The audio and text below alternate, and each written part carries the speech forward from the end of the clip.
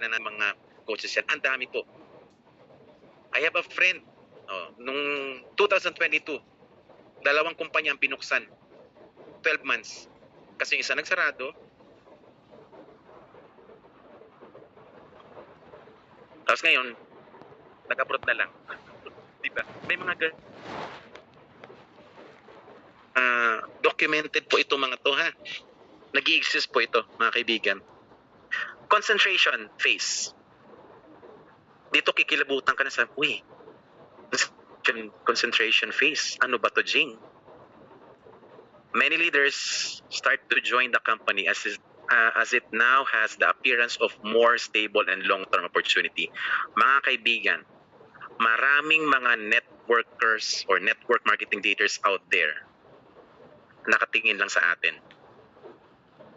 They are not wishing for us to fail. They are wishing for us na makasurvive on the second and third year. Because the moment mangyari yan, pag nag-cross na tayo doon, mahagip na natin yung momentum stage. Dito na po bubuhos, okay, ang maraming mga leaders. Yung leaders na nagsapagsali, the first 12 months, wala pa po yan sa mga leaders na parating pagpatak ng 2 years pataas hanggang 5 years because nakatingin lang sila. Again, ulitin ko, they are not wishing for us to fail. They're wishing for us na lumago para maganda ng entry nila. Ang aware sila dito, no? A company will experience explosive growth and distributors will see a rapid team growth. Ito na po yung massive growth ng Live Good.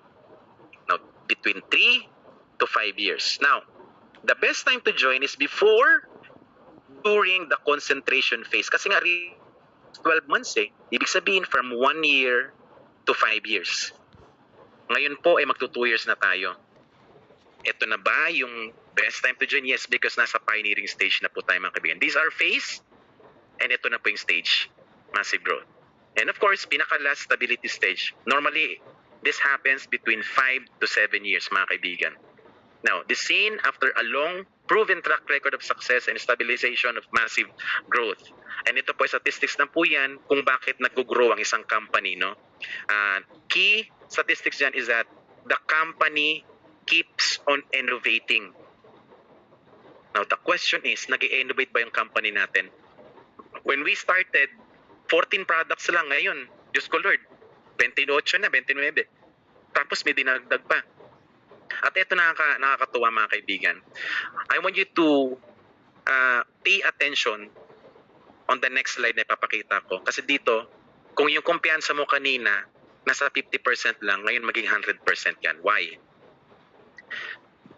Long-term business in a digital era bang setup ni Live Good? Yes. Ito po ha, isa-isahin ko. We took 5. 5 lang to, dinagdag ko lang isa kanina. Okay. Subscription. Billion-dollar industry, 350% increase in the past 7 years, projected to hit trillion-dollar industry in the next 5 years. Nag-exist na ba ang subscription? 20 years na po on a digital setup. That's number 1. Let's keep number 1 point. Number 2, health and wellness. This is also a billion-dollar industry. Food supplement alone generated $170 billion in revenue in 2023. Nag-exist na to 100 years. Do we have supplements? Yes, we do. Number 3, network marketing. There are 120 million network marketing professionals around the world. Ito pwede mo ipagmalaki. Nasa networking ako, kaya magsasabi sa'yo na, ay, yung networking, 120 million kasama namin, nagmamarket sa buong mundo.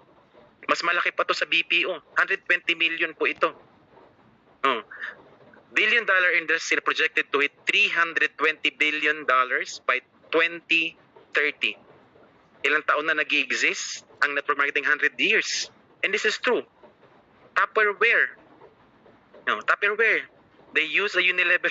It's a form of network marketing pero na-recognize talaga. Mamaya ipapakita ang isang company na talaga nakilala ng gusto mga kaibigan. Do we have a network marketing concept? Yes.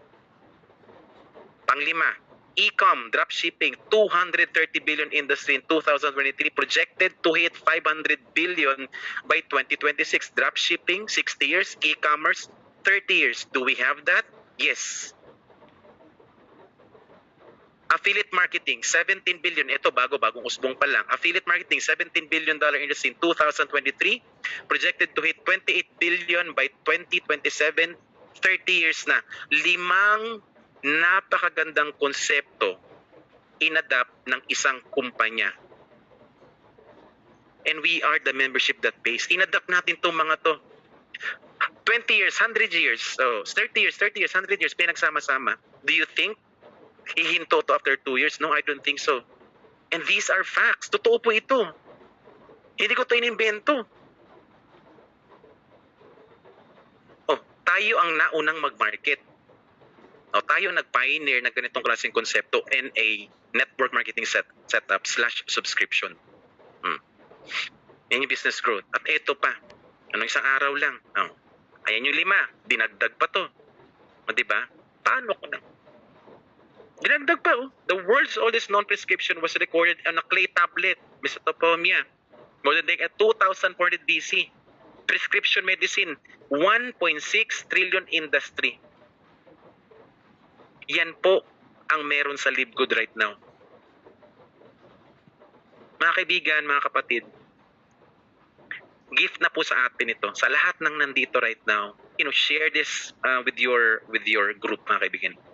Gift na nandito sa atin si LiveGood. Gift na napasali ka dito kay LiveGood. I remember a quote yung isang, alam niyo yung Kung Fu Panda? Yan yung palabas na yung may panda, no? Yung si Grandmaster Oogway, may sinabi siya dun eh. Kasi baka sabihin ng iba, bakit mo pinapakita sa anong connection? Connection kasi palalalimin natin yung kung reason bakit mo kailangan gawin si LiveGood right now.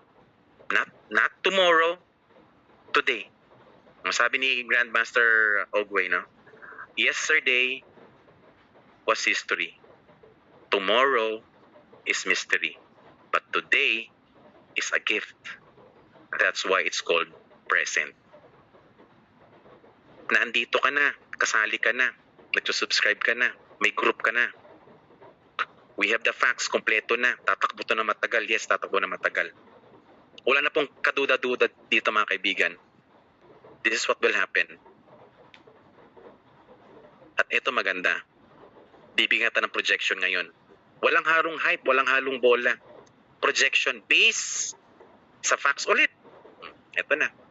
10 years projection ni LiveGood, mga kaibigan.